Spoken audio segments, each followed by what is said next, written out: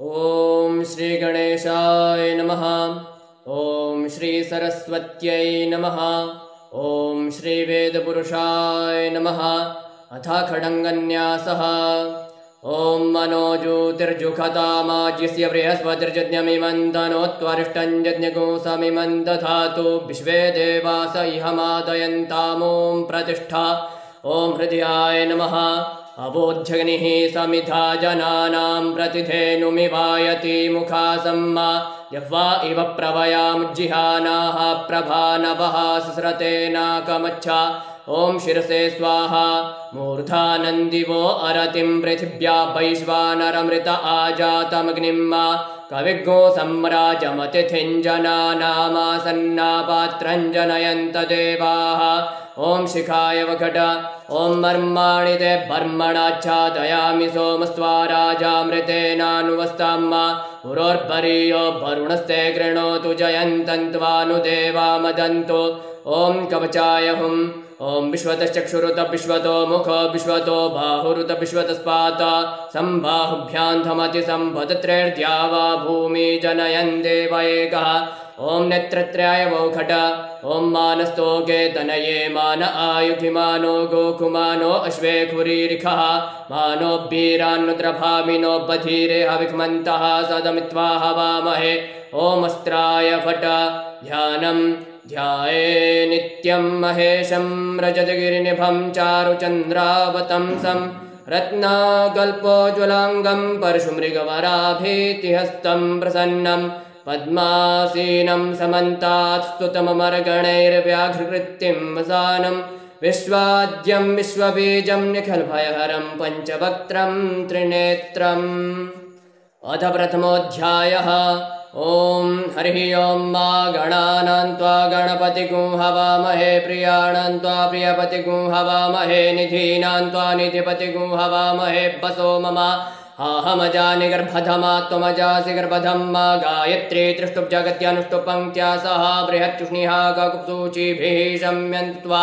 द्विपदाजाश्च दुपदा त्रिपदाजाश्च षट्पदाः विच्छन्दाजाश्च सछन्दाः सूचिभिः शम्यन्त्वा सा स्तोमाः सा छन्दस आवृतः सा प्रमाऋगयः सप्तदैव्याः पूर्वेगां बन्धामनुदृशधीरा अन्वालेभिरेरथ्यो नरश्मीन्ना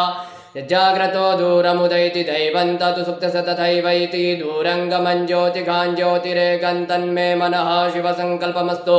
येन कर्माण्यपसो मनीषिणो यज्ञे गृह्णन्ति विदधे कुधीराः जतपूर्वं चक्षमन्तः प्रजानां तन्मे मनः शिवसङ्कल्पमस्तु। यत्प्रज्ञानमुत चेतो धृतिश्च ज्योतिरन्तरमृतं प्रजासु यस्मान्नरते किञ्चन कर्म क्रियते तन्मे मनः शिवसङ्कल्पमस्तु। येनेदं भूतं भुवनं भविष्यत्परिगृहीतममृतेन सर्वं माजेन यज्ञस्थायते सप्तहोता तन्मे मनः शिवसङ्कल्पमस्तु। यस्मिन् रचः सामजजो कुंखि यस्मिन् प्रतिष्ठिता रथना भाविवाराः यस्मिंश्चित्तज्ञो सर्वमोतं प्रजानां तन्मे मनः शिवसङ्कल्पमस्तु। सुखारथिरश्वानि वजन्मनुख्यान्ने नीयते भीषुभिर्वाजिन इवारित्प्रतिष्ठं जदजिरञ्जविष्ठं तन्मे मनः शिवसङ्कल्पमस्तु।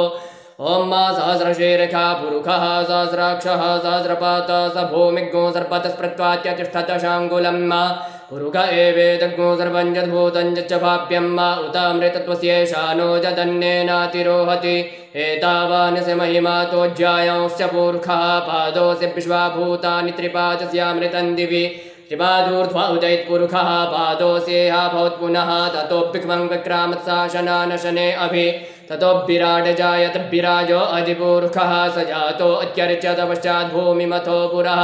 तस्मात् जिज्ञात् सर्पहुतः सम्भृतं मृगदाज्यं वा पशुंस्तांश्चक्रे वायव्यानारण्याग्राम्याश्चजे तस्मात् जिज्ञात् सर्पहुतर्चः सामानि जित्निरे छन्दागुंसि जित्निरे तस्माद्यजुस्तस्मादजायत तस्माद्श्वा अजायन्त जे केचो भयादतः गावो हजित्निरे तस्माज्जाता अजावयः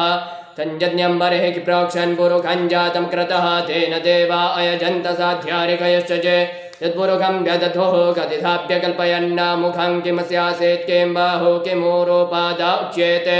ब्राह्मणोऽस्य मुखमासीत् बाहुराजन्यः कृतः ऊरो तस्य च द्वैष्यः पद्भ्याग्शूद्रो अजायत चन्द्रमा मनसो जातचक्षोः सूर्यो अजायत श्रोत्राद्वायुश्च प्राणश्च मुखादग्निरजायत नाभ्या आसीदन्तरिक्षज्ञो शीर्ष्णोद्योः समवर्ततापद्भ्यां वो मृद्दिशः श्रोत्रा तथा लोकान् अकल्पयन्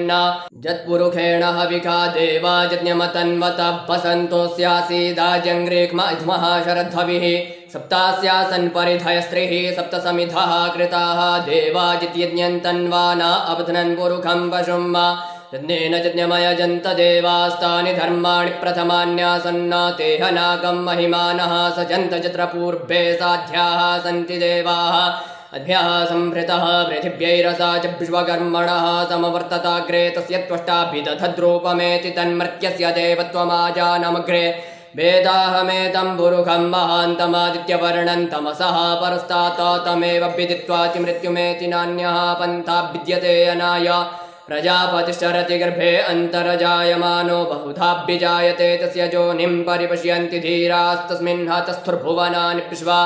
यो देवेभ्य आतपति जो देवानां पुरोहितः पूर्वो यो देवेभ्यो जातो नमो रुचाय ब्राह्मये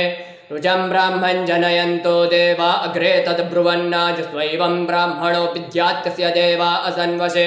श्रेष्ठते लक्ष्मीश्च पत्न्यावहोरात्रे पार्श्वे नक्षत्राणि रूपमश्विनोऽभ्यात्तम् इघ्नन्निघाण मुम्म इघाण सर्वलोकम् इघाण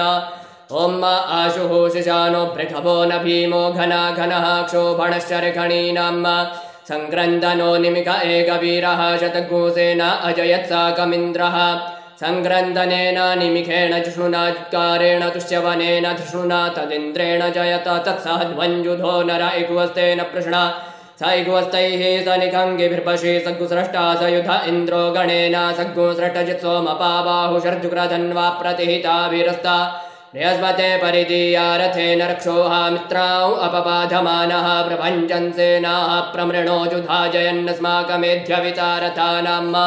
बलविज्ञायस्थविरः प्रवीरः सास्वान्वाजी सामान उग्रः अभिवीरो अभिसत्त्वा सहोजा जैत्रमिन्द्ररथमातिष्ठगोविता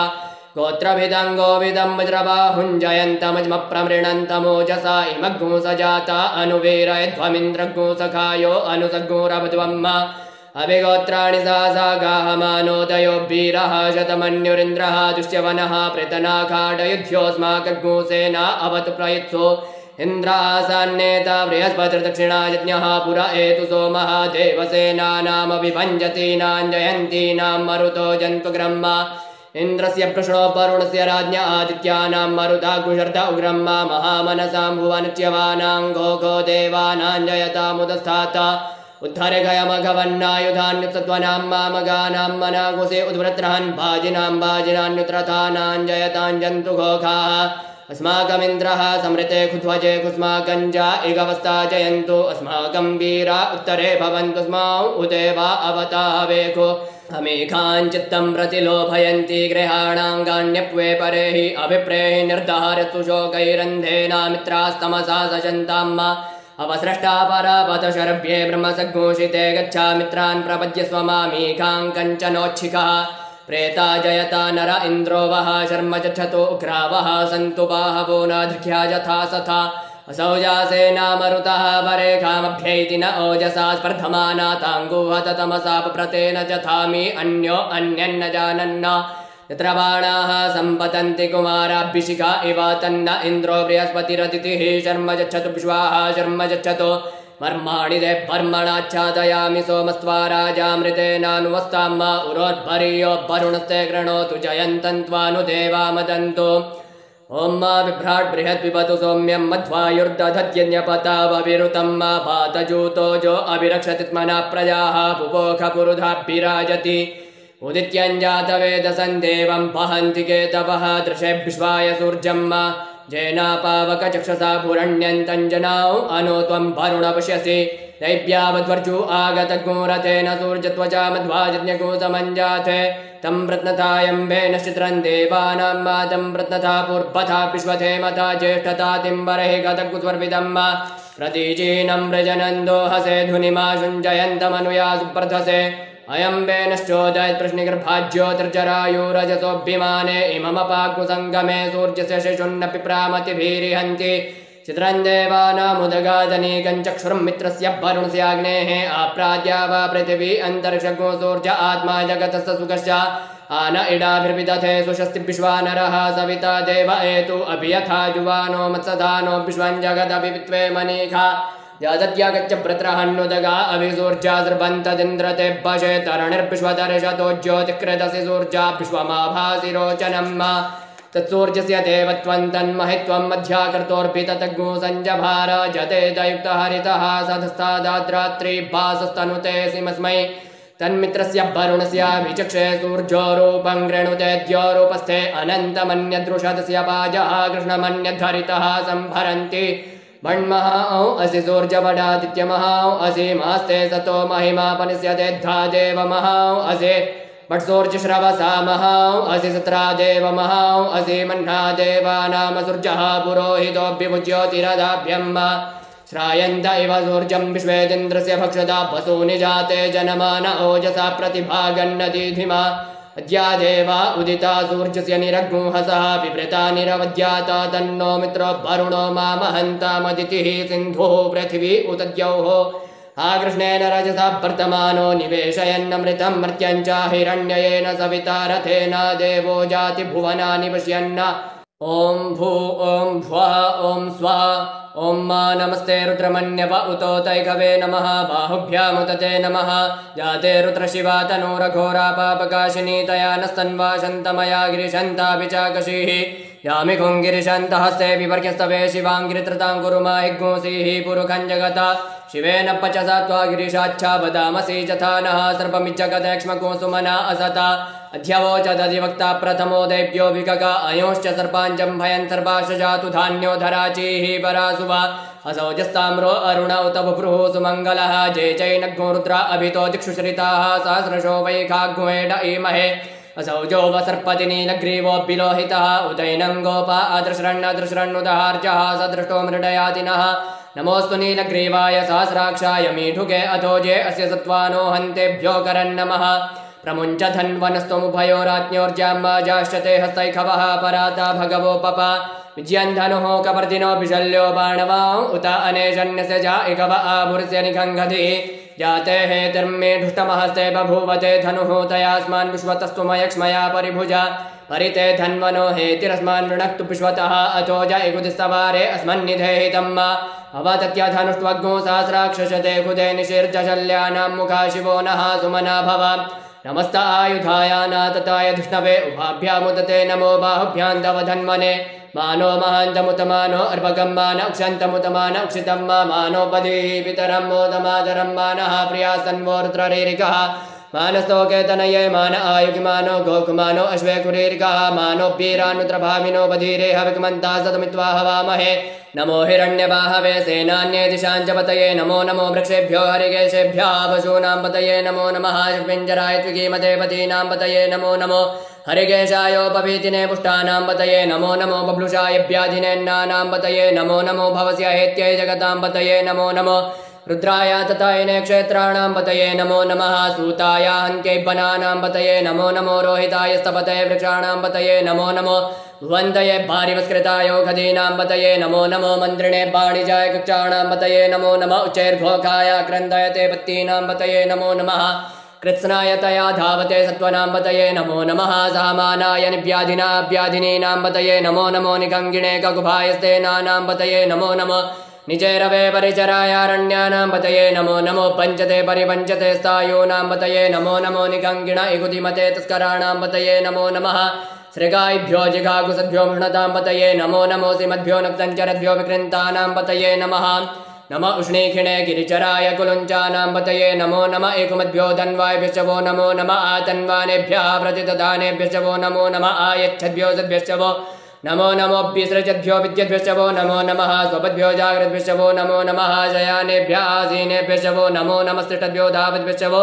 नमो नमः सभाभ्यः सभापतिभ्यश्च वो नमो नमो श्वेभ्यो शुभतिभ्यश्च वो नमो नमः आभ्याधिनेभ्यो विविध्यन्तिभ्यश्च वो नमो नमः उगणाभ्यस्त्रिगुंहतिभ्यश्च वो नमो नमो गणेभ्यो गणपतिभ्यश्च वो नमो नमो भ्रातेभ्यो भ्रातपतिभ्यश्च वो नमो नमो ग्रत्सेभ्यो ग्रसपतिभ्यश्च वो नमो नमो विरूपेभ्यो विश्वरूपेभ्यश्च वो नमो नमः सेनाभ्यः सेनानिभ्यश्च वो नमो नमो रथिभ्यो अरथेभ्यश्च वो नमो नमः क्षत्रिभ्यः संग्रहीतृभ्यश्च वो नमो नमो माद्भ्यो अर्भकेभ्यश्च वो नमः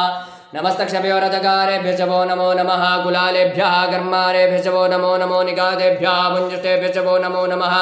स्वनिभ्यो मृगयुभ्यश्च वो नमो नमः शुभ्यः शुभतिभ्यश्च वो नमो नमो भवाय च रुद्राय च नमः शर्भाय च पशुपतये च नमो नीलग्रीवाय च शितिकण्ठाय च नमः कवर्दिने च व्युक्तकेशाय च नमः सहस्राक्षाय च शतधन्वने च नमो गिरिशयाय च शिपिविष्टाय च नमो मेढुतमाय च गुमते च नमो ह्रस्वाय च वामनाय च नमो बृहते च परकीयसे च नमो वृद्धाय च सवृद्धे च नमो ग्र्याय च प्रथमाय च नमः आशवे च अजिराय च नमः शीघ्र्याय च शीभ्याय च नमः ऊर्म्याय च वस्वन्याय च नमो नादेयाय च द्वीप्याय च नमो ज्येष्ठाय च कनिष्ठाय च नमः पूर्वजाय च परजाय च नमो मध्यमाय च भगल्भाय च नमो जगन्याय च बुध्न्याय च नमः सौभ्याय च प्रतिसर्जाय च नमो जाम्याय च क्षेम्याय च नमः श्लोक्याय च वसान्याय च नमः उर्पर्जाय च खल्याय च नमो बन्याय च कक्ष्याय च नमः श्रवाय च प्रतिश्रवाय च नमः आशुखेणाय च आशुरथाय च नमः शूराय च वभेदिने च नमो बिल्मिने च कवचिने च नमो बर्मिणे च बरोतिने च नमः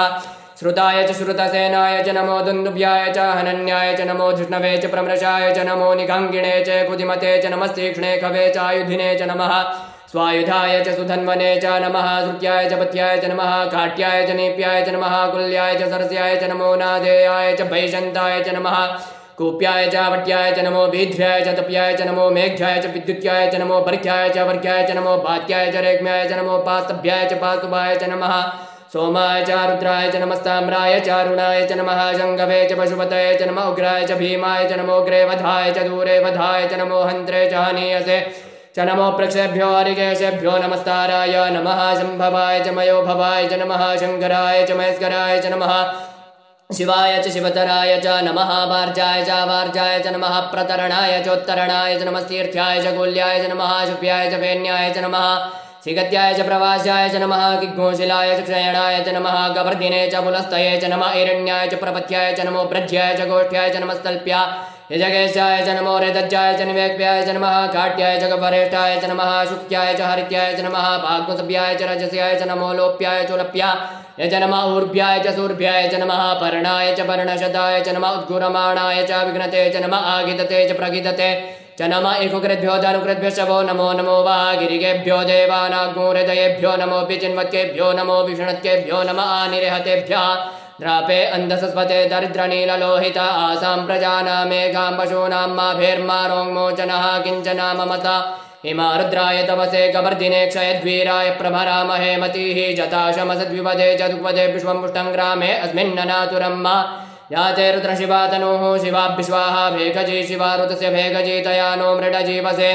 परिणो रुद्रस्य हेतिर्पृणक्तु परित्वेकस्य दुर्मतिरघायोः अवस्थिरा मघवद्भ्यस्तनुपमेढ्वस्तो गायतनयाय मृडा मेढुष्टम शिवतम शिवो नः सुमना भव परमे वृक्ष आयुधन्निधाय कृत्तिं वसान आचर पिनाकं बिभ्रदागहि विकीर्द्रविलोहित नमस्ते अस्तु भगवः जास्ते सहस्रगुहेतयोन्यमस्मन्निभवन्तु ताः सहस्राणि सहस्रशो बाहोस्तव हेतयः दासामीशानो भगवः पराचीनामुखाग्रधि असङ्ख्याता सहस्राणि च रुद्रा अधिभूम्यां मा तेखाकुसहस्रयोजने वधन्वानि तन्मसि अस्मिन् महत्यर्णवेन्तरिक्षे भव अजितेखाकुसहस्रयोजने वधन्वानि तन्मसि नीलग्रीवाः शितिकण्ठादिवग्मुर्द्रा उपसृताः तेखाकुसहस्रयोजने वधन्वानि तन्मसि नीलग्रीवाः शितिकण्ठाः श्रुभा अजाक्षमाजराः तेखाकुसहस्रयोजने वधन्वानि तन्मसि जयवृक्षे कुशपिञ्जरा नीलग्रीवाभ्युलोहिताः तेखाकुसहस्रयोजने वधन्वानि तन्मसि जयभूतानामधिपतयोऽभिषिकासः गवर्धिनः तेखाकुसहस्रयोजने वधन्वानि तन्मसि जयपथाम्बतिरक्षय ऐलवृदा आयुर्जुधाः तेखाकुसहस्रयोजने वधन्वानि तन्मसि जयतीर्थानि प्रचरन्ति सृगाः तानि खङ्गिणः तेखाकुसहस्रयोजने वधन्वानि तन्मसि जैन्ये कुपि विद्यन्ति पात्रे कुपि पदो जनान्न तेखाकुसहस्रयोजने वधन्वानि तन्मसि च एतावन्तश्च भूयाकुसश्च दिशो रुद्रापि तस्थिरे तेखाकुसहस्रयोजने वधन्वानि तन्मसि नमोस्तु रुद्रेभ्यो जय दिवि जय गाम्बरगमिकवः तेभ्यो दश प्राचीर्दश दक्षिणा दश प्रतीचीर्दशोऽधीचीर्दशोर्ध्वाः तेभ्यो नमोऽस्तु ते नो वन्दु ते नो मृडयन्तु ते जन्तुघोषश्चनो द्वेष्टितमे काञ्जम्भे तद्मः नमोऽस्तु रुद्रेभ्यो जयन्तरिक्षे जय गाम्बात इकवः तेभ्यो दश प्राचीर्दश दक्षिणा दश प्रतीचीर्दशोदीचीर्दशोर्ध्वा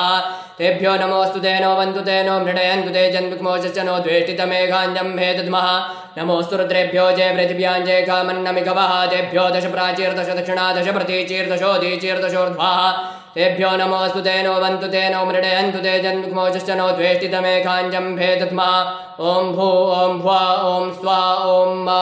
अभयग्नो सोमव्रते तव मनस्तनोखविव्रतः प्रजावन्तः सचेमहि एकते रुद्रभागः सहस्रस्राम्बिकया तञ्जुखस्वस्वाहैकते रुद्रभागः गुस्ते पशो अवरुद्रमजीमशवदेवं त्र्यम्बकं माजधानोपस्य संस्करत्यथानः श्रेयसंस्करत्यथानोऽप्यवसाययात वेगजमसि वेगजङ्गवेश्वाय पुरुषाय वेगजं मा सुगं मेघाय मेघ्यै त्र्यम्बकं जजामहे सुगन्धिं पुष्टिवर्धनं मा उर्वारुकमेव वन्दनान् मृत्योर्मुक्षीयमामृतात् त्र्यम्बकं जजामहे सुगन्धिं मतिवेदनं मा उर्वारुकमेव वन्दनादितो मुक्षीयमामुतः एतत्ते रुद्रावसन्तेन परो मूजवतोतिः अवदधनन्वापि नागावसः कृत्तिवासा ऐग्मूसन्नः शिवोतिः त्र्यायुगञ्जमदग्नेः कश्यपस्य त्र्यायुगं मा जद्देवे कुत्र्यायुगं तन्नो अस्तु त्र्यायुगं मा शिवो नामासि स्वातिस्ते पिता नमस्ते अस्तु मामा ऐग्मूसिः निवर्तयाम्यायुगेन्नाद्याय प्रजननाय राय स्वोघाय सुप्रजास्वाय सुवीर्जाय ओं मा उग्रश्च भीमश्च ध्वान्तश्च धुनिश्चासा सभांश्चाभियुग्वाच भिक्षिपः स्वाहा अग्निगोहृदयेन शनिगोहृदयाग्रेण पशुपतिं कृत्स्नहृदयेन भवञ्जग्नाशर्भं मत्स्नाभ्यामीशानं मन्युना महादेवमन्तः परशभ्येनोग्रं देवं वनुष्ठुनापसृटानुः सिंहीनिकोशाभ्यां उग्रं लोहितेन मित्रगोसौ प्रत्ययेन रुद्रं दौर्प्रत्ययनेन्द्रं प्रक्रीडेन मरुतो बलेन साध्यान् प्रमुदा भवस्य गण्ठ्यगोरुद्रस्यान्तः पार्श्व्यं महादेवस्य जागृच्छर्भस्य वनुष्ठोः पशुपतेः पुरी तथा लोमभ्या स्वाहा त्वचे स्वाहा लोहिताय स्वाहा मेदोभ्या स्वाहा मागुसेभ्या स्वाहा स्नाभ्या स्वाहा मज्जभ्या स्वाहा रेतसे स्वाहा पायवे स्वाहा आयासाय स्वाहा प्रायासाय स्वाहा संजासाय स्वाहा अभ्यासाय स्वाहोद्यासाय स्वाहा शुचे स्वाहा शोचते स्वाहा शोचमानाय स्वाहा शोकाय स्वाहा तपसे स्वाहा तप्यते स्वाहा तप्यमानाय स्वाहा तप्ताय स्वाहा घर्माय स्वाहा नकृत्यै स्वाहा प्रायश्चित्यै स्वाहा वेगजाय स्वाहा जमाय स्वाहान्तकाय स्वाहा मृत्यवे स्वाहा ब्रह्मणे स्वाहा ब्रह्मात्याय स्वाहा विश्वेभ्यो देवेभ्यः स्वाहा द्यावा पृथिवीभ्यः स्वाहा ओं मा भाजशमे प्रसवशमे प्रयतिशमे प्रसिद्धिशमे धीतिशमे क्रतुशमे स्वरशमे श्लोकशमे श्रवशमे श्रुतिशमे ज्योतिशमे सुशमे जित्नेन कल्पन्तां मा प्राणशमे पानशमे व्यानशमे सुशमे चित्तञ्चम आदितञ्चमे भाक्षमे मनश्चमे चक्षुषमे श्रोत्रञ्चमे दक्षशमे बलञ्चमे जित्नेन कल्पन्तां मा ओजश्चमे साश्चम आत्मा च मे तनुश्चमे शर्म च मे भर्म च मे अङ्गानि च मे स्थीनि च मे परोगुंखि च मे शरीराणि च मे आयुष मे जरा च मे यत्नेन कल्पन्तां मा ज्येष्ठ्यं च मे आधिपत्यं च मे मन्युष मे भामश्च मे मश्च मे भश्च मे जयमा च मे महिमा च मे भरिमा च मे प्रतिमा च मे भरहिमा च मे द्राघिमा च मे वृद्धं च मे वृद्धिश मे यत्नेन कल्पन्तां मा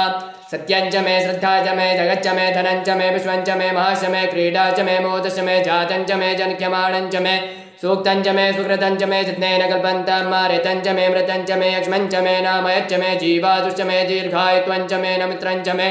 भयं च मे सुखं च मे शयनं च मे सुखाश्च मे सुदिनं च मे जित्नेन कल्पन्तां मा जन्ता च मे धर्ता च मे क्षेमश्च मे धृतिश्च मे विश्वं च मे माश्च मे संविच्च मे न्यात्रं च मे सूश्च मे प्रसूश्च मे सीरं च मे लयश्च मे जित्नेन कल्पन्तां मा शञ्च मे मयश्च मे प्रियं च मे नुकामश्च मे कामश्च मे सौमनसश्च मे भगश्च मे द्रविणं च मे भद्रं च मे श्रेयश्च मे पसीयश्च मे चषुश्च मे जित्नेन कल्पन्तां मा ऊर्च मे सून्द्रता च मे पयश्च मे रसश्च मे घृतं च मे मधु च मे शक्तिश्च मे सभीतिश्च मे गृहिश्च मे वृष्टिश्च मे जैत्रं च मे औद्वितीयं च मे जित्नेन कल्पन्तां मा रायश्च मे रायश्च मे पुष्टं च मे पुष्टिश्च मे विभुच मे प्रभुच मे पूर्णं च मे पूर्णतरं च मे गुयवं च मे क्षितं च मे नं च मे क्षुच मे जित्नेन कल्पन्तां मा वित्तं च मे भेद्यं च मे भूतं च मे भविक्यं च मे सुगं च मे सुपथ्यं च मरिद्धं च मरिद्धिश्च मे क्लिप्तं च मे क्लिप्तिश्च मे मतिश्च मे सुमतिश्च मे जित्नेन कल्पन्तां मा ब्रीहश्च मे जवाश्च मे माकाश्च मे तिलाश्च मे मुद्गाश्च मे खल्वाश्च मे प्रियङ्गवश्च मे नवश्च मे श्यामाकाश्च मे नीवाराश्च मे गोधूमाश्चमे मसूराश्चमे यज्ञेन कल्पन्ताम् अश्माश्चमे मृत्तिका च मे गिरयश्चमे पर्वताश्चमे सिगताश्चमे वनस्पतयश्चमे हिरण्यञ्चमे यश्चमे श्यामञ्चमे लोहञ्चमे सीसञ्चमे त्रभुजमे यज्ञेन कल्पन्ताम् अग्निशम आपश्चमे भीरुदश्चम ओखदयश्चमे कृष्णपच्याश्चमे ग्राम्याश्चमे पशवारण्याश्चमे वित्तञ्चमे वित्तिश्चमे भूतञ्चमे भूतिश्चमे यज्ञेन कल्पन्ताम् वसुचमे वसतिश्चमे कर्मचमे श्रुतिश्चमे रथश्चम हेमश्चम इत्याश्चमे गतिश्चमे यज्ञेन कल्पन्ताम् अग्निशम इन्द्रश्चमे सोमश्चम इन्द्रश्चमे सविता चम इन्द्रश्चमे सरस्वती चम इन्द्रश्चमे भूखा चम इन्द्रश्चमे बृहस्पतिश्चम इन्द्रश्चमे यज्ञेन कल्पन्ताम् मित्रश्चम इन्द्रश्चमे वरुणश्चम इन्द्रश्चमे धाता चम इन्द्रश्चमे त्वष्टा चम इन्द्रश्चमे मरुतश्चम इन्द्रश्चमे विश्वेश्चमे देवा इन्द्रश्चमे यज्ञेन कल्पन्ताम् पृथिवी चम इन्द्रश्चमे अन्तरिक्षं चम इन्द्रश्चमे द्यौश्चम इन्द्रश्चमे समाश्चम इन्द्रश्चमे नक्षत्राणि चम इन्द्रश्चमे दिशश्चम इन्द्रश्चमे यज्ञेन कल्पन्ताम् अग्गोश्चमे रश्मिश्चमे दाभ्यश्चमे धिपतिश्चम उपागोश्चमे अन्तर्जामश्चम ऐन्द्रवायवश्चमे मैत्रा वरुणश्चम आश्विनश्चमे प्रतिप्रस्थानश्चमे शुक्रश्चमे मन्तीश्चमे यज्ञेन कल्पन्ताम् आग्रयणश्चमे वैश्वदेवश्चमे ध्रुवश्चमे वैश्वानरश्चम ऐन्द्राग्नश्चमे महावैश्वदेवश्चमे मरुत्वतीयाश्चमे नित्यैवल्यश्चमे सावित्रश्चमे सारस्वतश्चमे पात्नीवतश्चमे आर्योजनश्चमे यज्ञेन कल्पन्ताम् सृजश्चमे चमसाश्चमे वायव्यानिश्चमे द्रोणकलशश्चमे ग्रावाणश्चमे दिगवणेश्चमे भूतवृक्षम आदवनीयश्चमे भेदिश्चमे बर्हिश्चमे ववृतश्चमे स्वगाकारश्चमे यज्ञेन कल्पन्ताम् अग्निश्चमे घर्मश्चमे अर्कश्चमे सूर्यश्चमे प्राणश्चमे श्वमेधश्चमे पृथिवीश्चमे दितिश्चमे दितिश्चमे द्यौश्चमे कुलयः शुक्वरयो दिशश्चमे यज्ञेन कल्पन्ताम् व्रतञ्चम ऋतवश्चमे तपश्चमे संवत्सरश्चमे होरात्रे ऊर्वष्ठीवे बृहद्रतन्तरे चमे यज्ञेन कल्पन्ताम् एकाचमे तिसृश्चमे पञ्चचमे सप्तचमे नवचमे एकादशचमे त्रयोदशचमे पञ्चदशचमे सप्तदशचमे नवदशचमे एकविंशतिश्चमे त्रयोविंशतिश्चमे पञ्चविंशतिश्चमे सप्तविंशतिश्चमे नवविंशतिश्चमे एकत्रिंशच्चमे त्रयस्त्रिंशच्चमे यज्ञेन कल्पन्ताम् चतुस्रश्चमे द्वादशचमे षोडशचमे विंशतिश्चमे चतुर्विंशतिश्चमे अष्टाविंशतिश्चमे द्वात्रिंशच्चमे कर्त्रिंशच्चमे चत्वारिंशच्चमे चतुश्चत्वारिंशच्चमे अष्टाचत्वारिंशच्चमे यज्ञेन कल्पन्ताम् त्रविश्चमे द्वितीयवाच्यमे द्वितीयौहीचमे पञ्चावीचमे त्रिवत्सश्चमे तुर्जवाच्यमे यज्ञेन कल्पन्ताम् पष्ठौहीचम उक्षाचमे वशाचमे रेखवश्चमे बेहच्चमे नड्मांश्चमे धेनुश्चमे यज्ञेन कल्पन्ताम् बाजाय स्वाहा प्रसवाय स्वाहा बीजाय स्वाहा क्रतवे स्वाहा बसवे स्वाहा अर्पतये स्वाहा अन्ने मुग्धाय स्वाहा मुग्धाय वैनग्गोषिनाय स्वाहा भिनग्गो शिनान्त्यायनाय स्वाहा अन्त्याय भौवनाय स्वाहा भुवनस्य पतये स्वाहा अधिपतये स्वाहा प्रजापतये स्वाहा यन्तेराण्मित्राय जन्तासि जमन ऊर्जे त्वा वृष्ट्यै त्वा प्रजानां त्वाधिपत्याय आयुर्जज्ञेन कल्पतां प्राणो यज्ञेन कल्पतां चक्षुर्जज्ञेन कल्पतां श्रोत्रं यज्ञेन कल्पतां भाग्यज्ञेन कल्पतां मनो यज्ञेन कल्पताम् आत्मा यज्ञेन कल्पतां ब्रह्मा यज्ञेन कल्पतां ज्योतिर्यज्ञेन कल्पतां स्वर्यज्ञेन कल्पतां पृष्ठं यज्ञेन कल्पतां यज्ञो यज्ञेन कल्पतां स्तोमश्च जाजुश्च ऋक्षसाम च बृहच्च रथन्तरं च स्वर्देवा अगन्मामृता अभूम प्रजापतेः प्रजा अभूम बेट् स्वाहा ओम ऋचं वाचं प्रपद्ये मनोजजुः प्रपद्ये साम प्राणं प्रपद्ये चक्षुः श्रोत्रं प्रपद्ये भागोजः सहौजो मयि प्राणापानो जन्मे छिद्रं चक्षुको हृदयस्य मनसो वातिद्रण्डं बृहस्पतिर्मे तद्दधातु छन्नो भवतु भुवनस्य जस्पतिः भूर्भुवः स्वः कया नक्षत्रा भुवदूती सदा वृथः सखा कया शचिष्ठया व्रता कस्त्वा सत्यो मदानाम् अग्मोहिष्टो मत्सदन्धसः दृढाचिदारुजे बसो अभिगुणः सखीनामविता चरित्रेणाम् शतं भवास्योधिभिः कया त्वन्न ऊत्यापि प्रमन्दसे प्रखण्डा कया स्तोत्रिभ्य आभर इन्द्रो विश्वस्य राजति शन्नो अस्तु द्विपदे शञ्चतुपदे शन्नो मित्रः शं वरुणः शन्नो भवत्वर्जमा शन्न इन्द्रो बृहस्पतिः शन्नो विष्णुरुक्रमः शन्नो पातः भवदाकुशन्नस्तपतु सूर्यः शन्नः कनिक्रतदेवः पर्जन्यो अभिवरेगतो आनिशं भवन्तु नः शग्गो रात्रिः प्रतिधीयताम्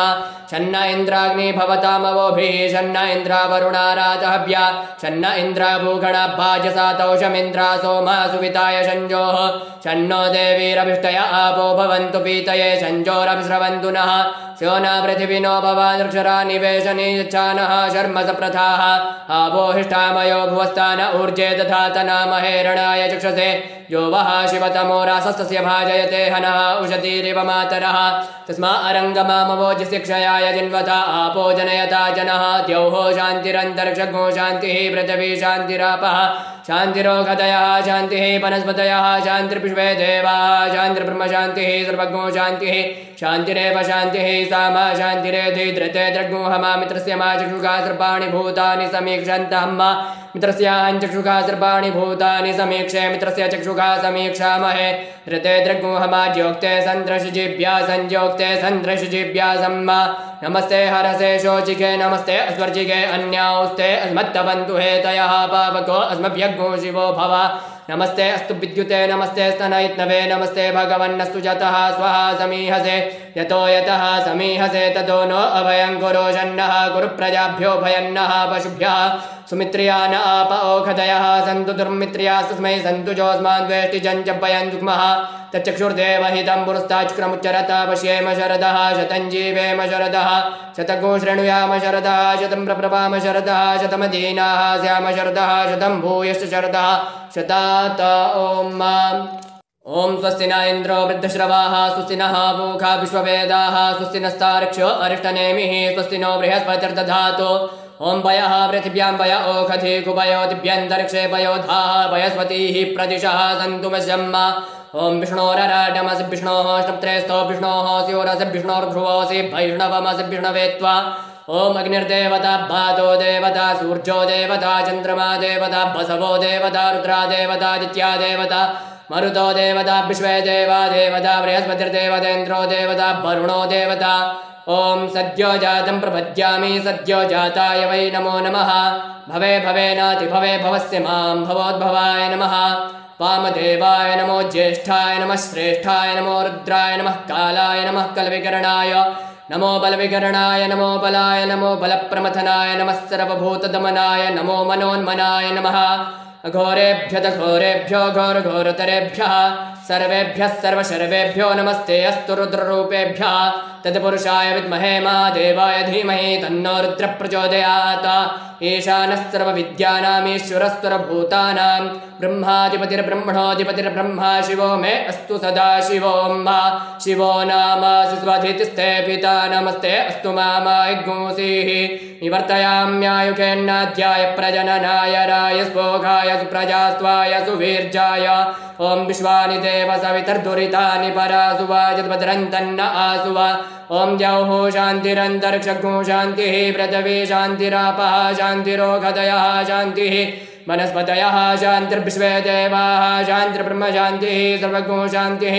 शान्तिरेव शान्तिः सा मा शान्तिरेधि ॐ मा सर्वेखां भ एकभेदाना गूरासो यत्सा मा सर्वेखामेवैनामेतद्वेदाना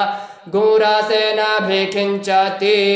ॐ शान्तिः शान्तिः शान्तिः सुशान्तिर्भवतु सर्वारिष्टशान्तिर्भवतु।